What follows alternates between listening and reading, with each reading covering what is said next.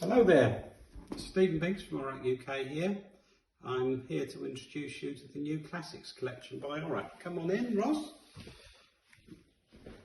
Of course, we'd love to meet you in your own studio, but you're in my kitchen. That's all we can offer you at the moment. But let me introduce you to the new Classics collection. What's it all about? It's basically a kit of parts which allow you to use the Orac mouldings to create the classic looks of yesterday, where you had artisans and skilled craftsmen, but you're using our modern lightweight materials which don't need any particular skills. They just need somebody who's good with a saw and is used to working with timber or a good DIYer. So let me start you off at the beginning, which is a good place to start, with the Heritage collection. Before we do that, maybe just have a quick look at the catalogue here. So there we are. This is an old building actually in Bruges. There's the Tailleur family there walking through.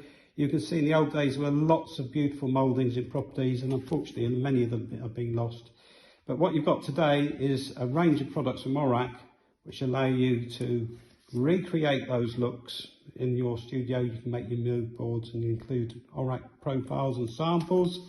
And his first one we're going to look at today is the Heritage, with the wall panelling and matching panel mould, skirting and coving. There's the man cave. It looks very good on the website if you can't see it in this brochure. So let's look at the Heritage range. So here we have what we got. If we start on the floor, shall we? On the floor level, we've got our skirting board here. Can you see that? It's a relatively plain style SX138.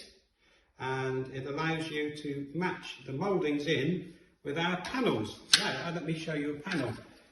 We have two large panels. One of them is this all-twilight panel here, which is, well, let's say we'll put it there, shall we? 50 centimetres across the top, 150 centimetres high, or 1500 by 500 if you like, full millimetre metric measurement. And as you can see, if I put it up, the curve at the bottom of the skirting will allow it all rather coordinated. But you might have also seen I was floating around with this insert. Now, within the space here, we have created space for up to 4 inserts on the larger one, or just one insert on the 50 by 50 panel. This is the disc, but you also have, I think you can see it, Ross. Just coming closer perhaps to show this. You have to imagine this, because I've lent my sample out. This is like a pyramid design. So basically that would come to a pyramid and come down to about there.